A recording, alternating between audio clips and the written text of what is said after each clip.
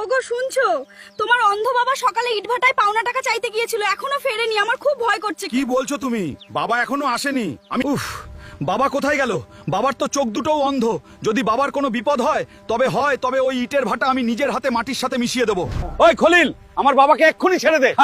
তোর বাপ আমার 5 লাখ টাকা ধার নিয়েছে। আজ রাতের মধ্যে 5 লাখ টাকা দিয়ে বাবাকে নিয়ে যা সবার। আজ রাতের মধ্যেই 4 লাখ টাকা জোগাড় করতে হবে। আমি গরিব মানুষ, এত টাকা কোথায় পাবো? যাই, গ্রামের চেয়ারম্যান সাহেবের কাছে গিয়ে দেখি।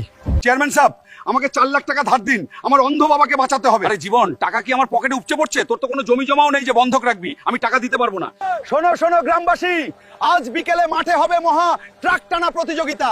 যে একা দড়ি দিয়ে এই বিশাল ইট বোঝাই ট্রাক টেনে, আমাদের চ্যাম্পিয়ন রুস্তমও এই ট্রাক নড়াতে পারলো না। আছে কোনো বীর সন্তান যে এই অসাধ্য সাধন করবে? আমি করব। আমার বাবার জীবনের জন্য আমি পাহাড়ও টেনে।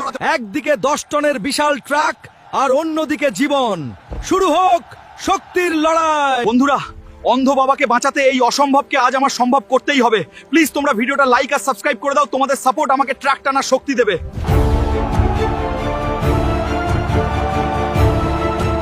অবিশ্বাস্য, 10 টনের ট্রাক টেনে নতুন ইতিহাস তৈরি করলো জীবন।